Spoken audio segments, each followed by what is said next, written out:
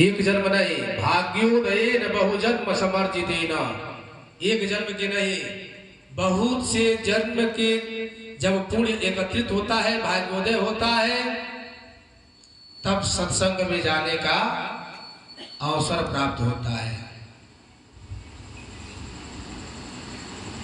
सत्संगम चलवते पुरुषो जदावई, तब जो है वो आदमी, वो मनुष्य सत्संग में जाता है। अज्ञान हेतु कृत मोह मदांध नाशम विद्या ही तदोदते विवेका, तब जो है अंधकार रूपी हमारे हृदय पटल पर जो यानी पाप, हमारे मन में जो कलमश भरा हुआ है, वह कलमश जब शरीर से बाहर होगा, हृदय पटल से पृथक होगा, दूर होगा, तभी वे भगवान का जजन होगा, भजन होगा, संकीर्तन होगा। कहा गया है कि भागवत 4 अक्षर से बना है, भागवत, यानी 4 ही अक्षर से भागवत है। भ से भक्ति, ग से ज्ञान, भाग, व से जो है वैराग्य, त से जो है तरण। जब मान लीजिए भक्ति जो पढ़ता है वही ज्ञानी होता है। भक्ति जब करेंगे, पढ़ाई करेंगे तो आप विद्वान होंगे। जब भक्ति आपके अंदर आ जाएगा तो ज्ञान होगा। ज्ञान जब हो जाएगा तो सही और गलत के आप उसको समझ जाएंगे, क्या गलत है और क्या सही है। जब इतना ज्ञान हो जाएगा तो आप सांसारिक जो अपने ग्राह्य योग्य नहीं है उसे पृथक हो जाएंगे। तो धीरे धीरे आपके अंदर क्या होगा कि धीरे धीरे वैराग्य हो जाएगा। जैसे मान लीजिए कि आप जानते हैं कि जो एक आग है, आग छुएंगे तो जल जाएंगे। जब तक एक छोटा बच्चा है उसको ज्ञान नहीं है कि आग छुएंगे तो जल जाएंगे, तो आग भी पकड़ लेता है। अगर उसके सामने सर्प है तो सर्प भी पकड़ लेगा, इसलिए उसके पास उतना ज्ञान नहीं है।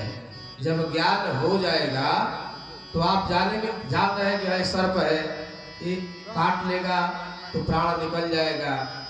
ये आग है, आग को छू रहे हैं तो या तो आग जला देगा, या अगर बुझ गया है तो कालिख लग जाएगा। तो जब भक्ति आपके अंदर हो जाएगा तो धीरे धीरे वैराग्य, विरक्ति होना शुरू हो जाएगा। अब विरक्ति होगा तो आवागमन से वह जीव मुक्त हो जाता है। करे है कि सच्चिदानंद रूपाय विश्वोत्पत्त्यादि हेतवे तापत्रय विनाशाय श्री कृष्णाय वयं नमः। सत, चित और आनंद से सच्चिदानंद बना है। सत मने होता है सही, चित मने होता है प्रकाश, आनंद मने आनंद, सब लोग जानते हैं। तो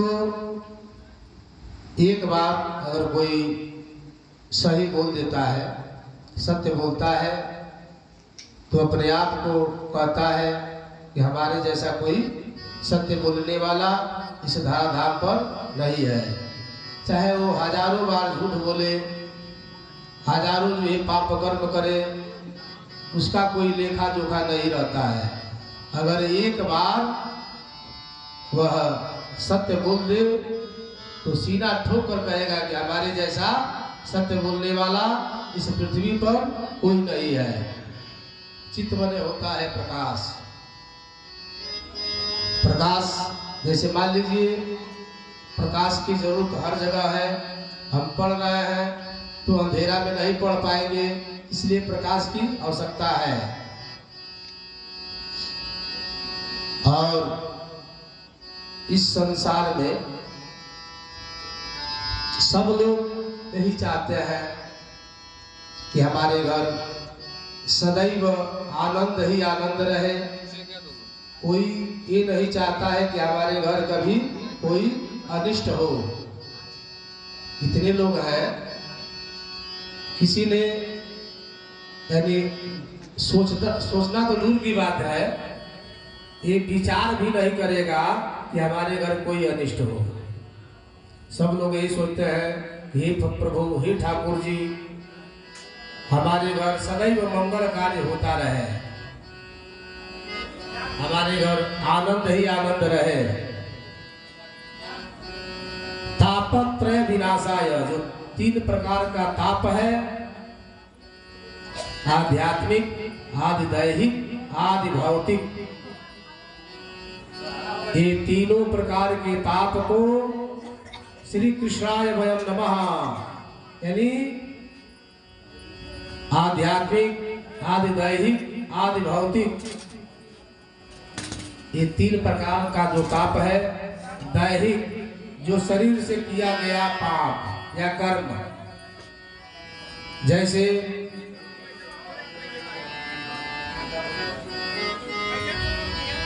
अपने शरीर से किया हुआ कर्म को दैहिक बोलता है। दैविक, दैविक माने जो दैवी आपदा जो आता है, अभी मान लीजिए कुछ दिन पहले 2020 में एक आपदा ही न था जी, न एक ही परिवार के लोग, जो 5 ही लोग हैं, तो एक जगह 5 लोग नहीं बैठते थे, कोई कोरोना पकड़ लेगा। बताइए, ये आपदा अपने परिवार के ही लोगों से विमुख कर दिया। कोई किसी से बोलता नहीं था, पास में कोई बैठता नहीं था।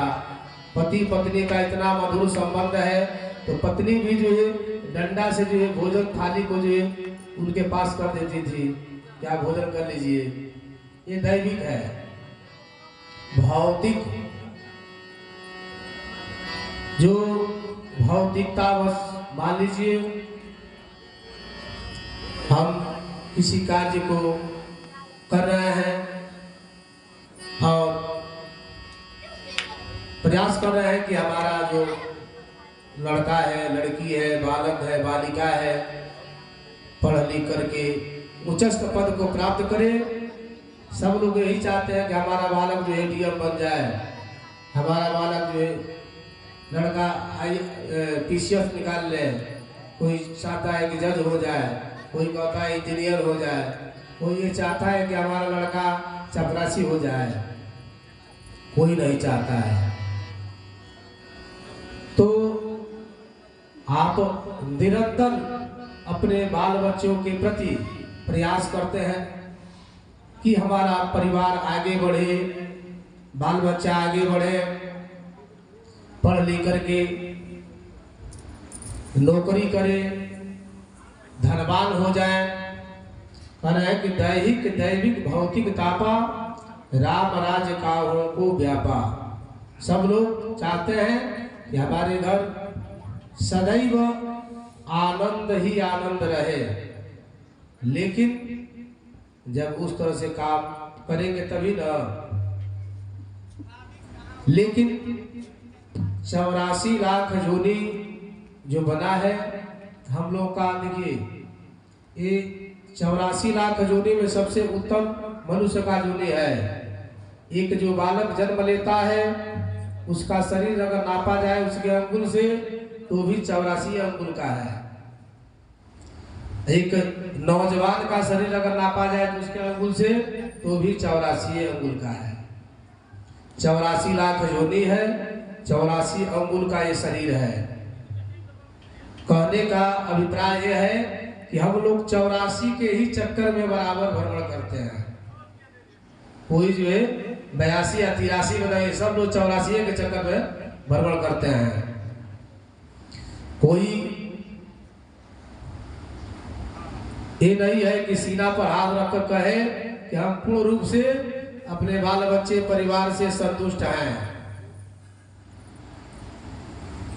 कह रहे हैं कि कोई तन दुखी, कोई शरीर से परेशान है। आज के परिवेश में देखा जाए तो कोई ऐसा परिवार नहीं है जिस परिवार में अगर 2 लोग हैं, 3 लोग हैं, 5 लोग हैं तो सब लोग स्वस्थ हैं। कुछ नहीं है तो गैस की दवाई खा रहे हैं, कुछ नहीं है तो पेन की दवाई ले रहे हैं, दर्द की दवाई ले रहे हैं, कुछ नहीं तो क्या करें, थोड़ा ठेहुना में दर्द हो गया है, उससे परेशान हैं।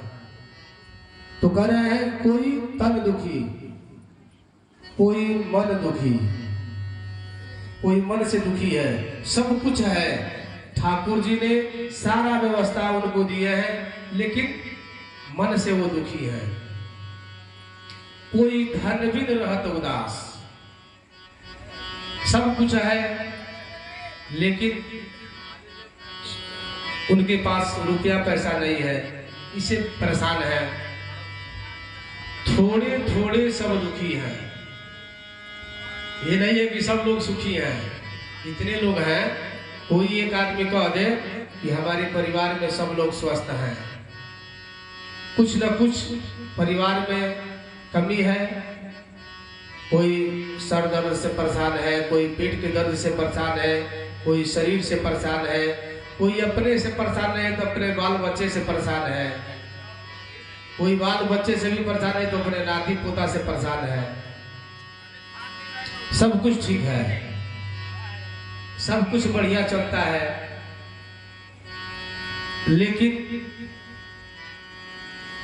कह रहे हैं कि थोड़े थोड़े सब दुखी, सुखी राम के दास। जो भगवान के भजन करते हैं, न उनके कोई परिवार है, न कोई बाल बच्चा है, सकल धाम शरीरे है, वही सुखी है। न उनके कोई आगे घूमने वाला है, न कोई पीछे घूमने वाला है। भगवान का भजन करते हैं। आप अपने बच्चे को पढ़ाते हैं, लिखाते हैं कि बढ़िया कुल खानदान में उसका शादी कर देंगे और सुंदर बहू अपने घर लाएंगे। आप ये सोचते हैं पर आपका लड़का कहीं अन्यत्र शादी करके और कहीं भाग जाता है।